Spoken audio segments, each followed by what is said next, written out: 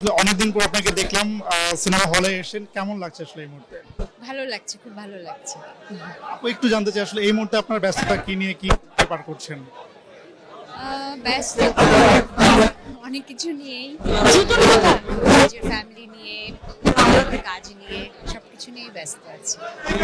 একটা সময় দেখতাম যখন 2012-13 সাল ছিল, সেই সময়টাতে হচ্ছে আপনি নিয়মিত আমরা দেখতাম যে মোশাররফ করিম ভাইয়ের সাথে এবং অন্যান্য আর্টিস্টদের সাথে একদম ব্যাক টু ব্যাক আপনার অনেকগুলো হিট নাটক সেই সময় আমরা দেখেছি ধারাবাহিক।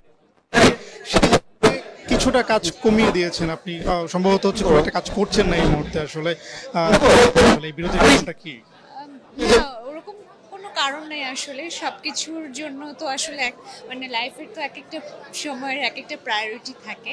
তো একটা সময় অনেক কাজ করেছে, এখন হয়তো কাজ কম করা হয় সেই তুলনায়। তবে একদম যে করা হয় না তা না, মাঝে মধ্যে করা হয়, এই আর কি।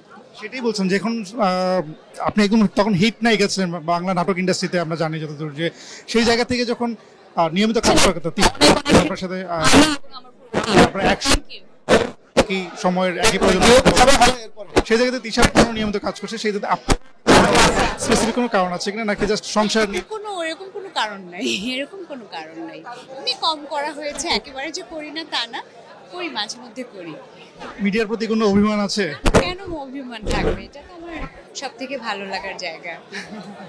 একটু আপনার দর্শকদের জন্য একটু জানতে চাই আসলে এই মুহূর্তে আসলে আপনার সংসার জীবন নিয়ে একটু জানতে চাই আসলে কেমন কাটছে সংসার জীবন, ফ্যামিলিতে কে কে আছে আপনার? ভালো কাটছে আলহামদুলিল্লাহ।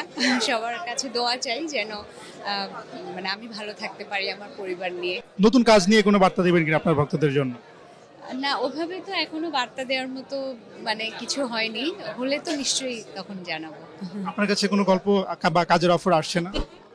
আসলে বলার মতো এখনো না, আর যখন হবে নিশ্চয়ই জানবো, মানে এটা নিয়ে তখন কথা বলা যাবে।